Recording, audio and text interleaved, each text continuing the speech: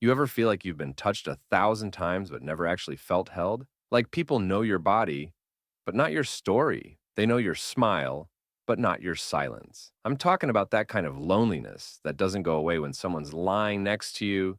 Nah, this is deeper. This is the kind of empty that makes you question if anyone ever really saw you or if they just liked the version of you that made them feel better about themselves. And yeah, I know this ain't everyone's favorite topic, but we're not here for comfort. We're here for truth. This is the story of the night. I gave a woman intimacy without touching her. And if you think that means we stared into each other's eyes under the moonlight with some lofi beat playing in the background, nah, this was messier, quieter, more honest than anything I'd ever done in a bedroom, and the wildest part, we didn't even kiss. See, people always assume intimacy starts with skin, with lips, with heat. But sometimes the deepest connection you'll ever have with someone doesn't even involve taking your clothes off. Sometimes it starts with a question. We were just hanging out, no pressure, no plans, just sitting on a couch that had seen better days, eating takeout that was aggressively average. And I remember she was scrolling through her phone, kind of half laughing at memes, but not really present. You know, that look people get when they're surrounded by noise but completely alone in it? Yeah, that. So I asked her, when's the last time you felt safe with someone? And she froze, not dramatically. Not for show, she just blinked, like nobody had asked her that in years, maybe ever. And she looked up and said, honestly, I don't remember. And my heart broke in a quiet way, like a crack in ice. You don't hear until you fall through it. She started talking slowly, cautiously. Not the kind of talking people do when they're trying to impress you, the kind people do when they're trying to put themselves back together out loud.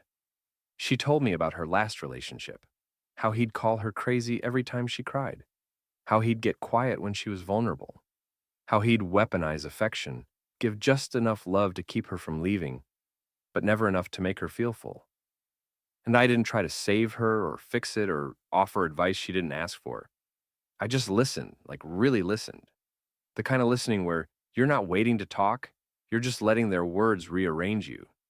She told me how she learned to perform strength, how she became the reliable one, the funny one, the one who's always okay, and how under all that armor, she just wanted someone to look her in the eyes and say, you don't have to be that for me. So I said it, and she cried, not loud, not ugly, just tears sliding down her face like they'd been waiting for permission. I didn't touch her. I didn't move closer.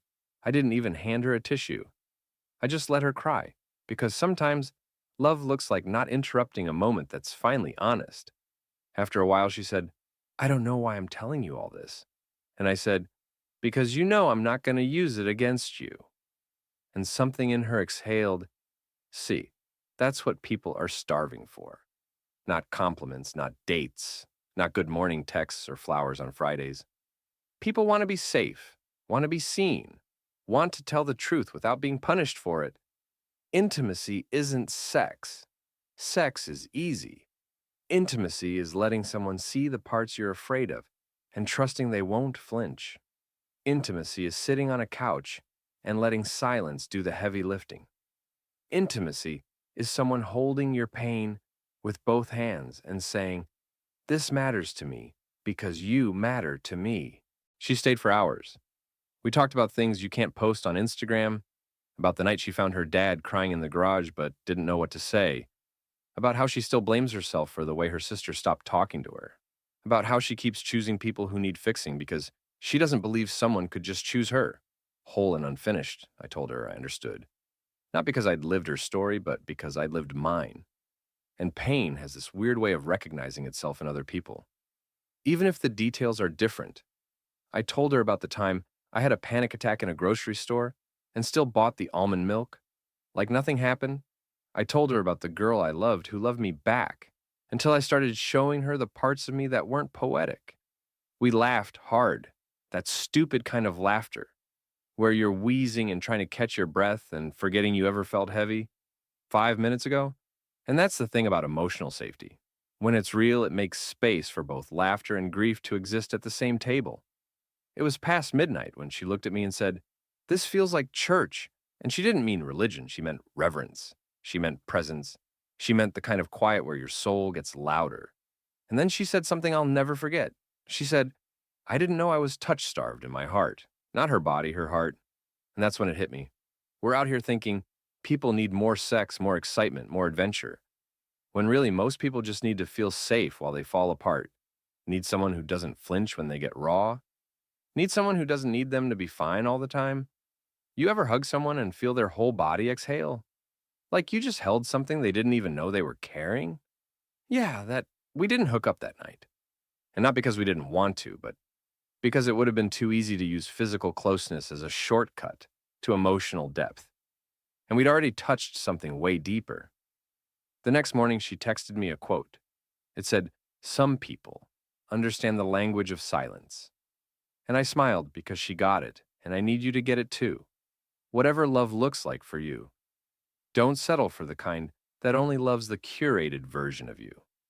The version with the good lighting, the clean timeline, the healed scars. No, you deserve the kind of love that stays when you're not performing. That doesn't need the highlight reel to show up for the blooper scenes, and if you've been the one giving that kind of love but not getting it back, I see you, I really do. It's exhausting carrying the emotional weight in rooms that never offer to lift it from you. And I know it's tempting to shut down, to stop giving, to say, forget it, and just match energy. But you weren't built for surface level.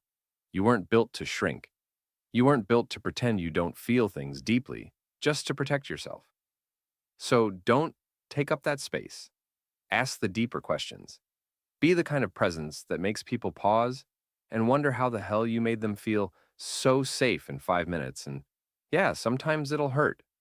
Sometimes you'll give more than you get, but sometimes you'll sit on a couch with someone who tells you their truth. And in that moment, without ever laying a hand on them, you'll touch a place they didn't even know could be held. That's what happened to me. That's what intimacy without touching looks like. And once you've tasted it, you can't go back, and you won't want to if this cracked something open in you. That's not an accident.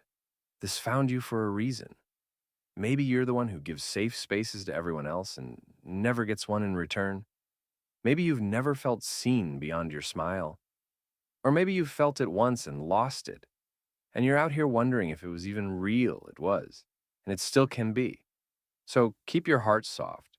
Stay brave with your truth. Protect your peace like it's sacred, because it is.